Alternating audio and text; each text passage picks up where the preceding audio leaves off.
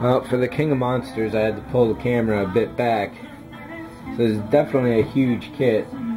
Went together almost instantly. Glue had a little tough time with it, so I don't know if it was the glue or this particular styrene.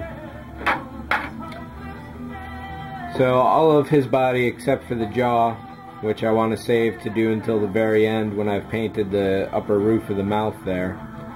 Everything else is sealed. Tail locks in, which is kind of nice, but none of the other pieces really have any kind of keys or anything too much to really set them in. A couple here and there, I guess, now that I'm thinking of it. But what I should talk about is the seams, because these things are just utterly horrible. Every single last one of them, all over the place. If there isn't a ridge line built up, it's a depression going down. And as I had mentioned, I think in the previous post, the detail around those seams is just so much worse when you see it. And this leg is basically flat right there. So there's just so much work to be done with this one. It's going to take a long time. Basically, every texture is going to have to be recreated or remodified. I'm going to have to create some in here. Definitely along the back, those need to be connected, so I guess this is going to be a lot of Bondo work. I'm leaving all the spikes off until the body is all puttied up and fine.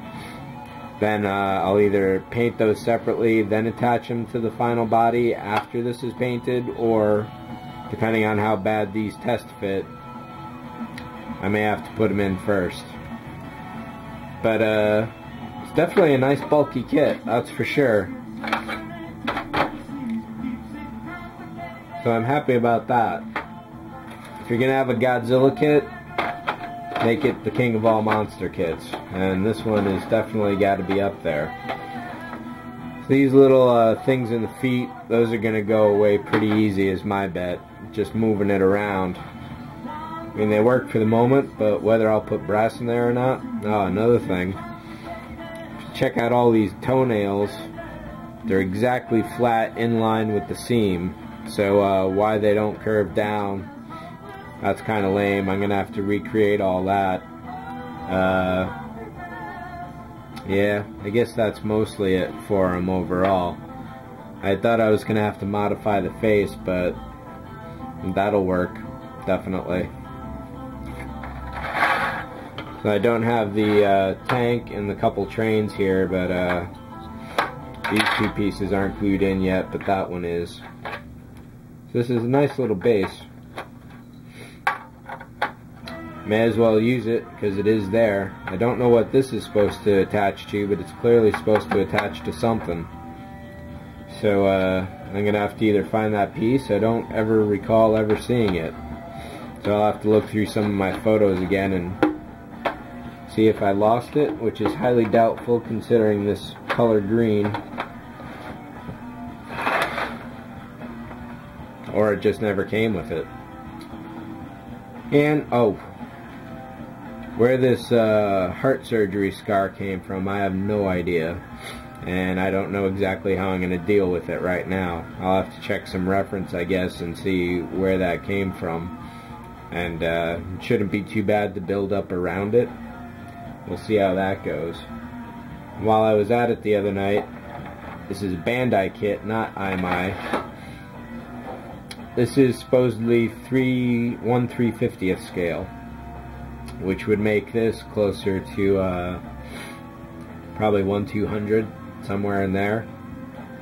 As far as a guy in a suit, this is very close to 1/10th scale, and this guy is at least 1/4, if not 1/5, somewhere in there.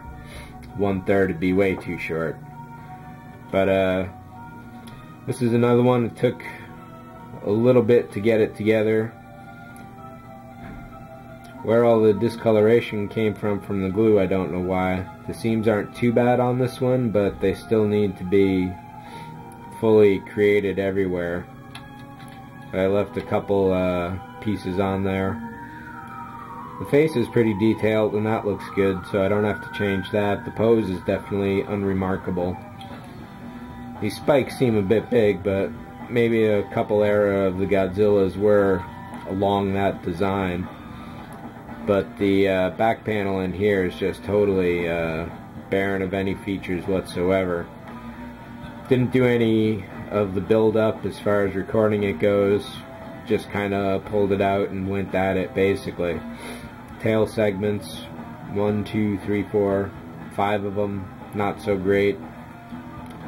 But it's Godzilla, so that's good. And having 2 of them at this disparate size is definitely interesting. He could almost be a mean Ra at that point. But that's it for the tale of 2 Godzillas. Lots more work to come. A fair amount of work to come. Then the paint job. The interesting thing is that he's got 3 toes on this, but 4 over here. Hand claws are the same, but I'll have to see if that's a difference between all the Godzillas as well. Basically every movie he was different somehow.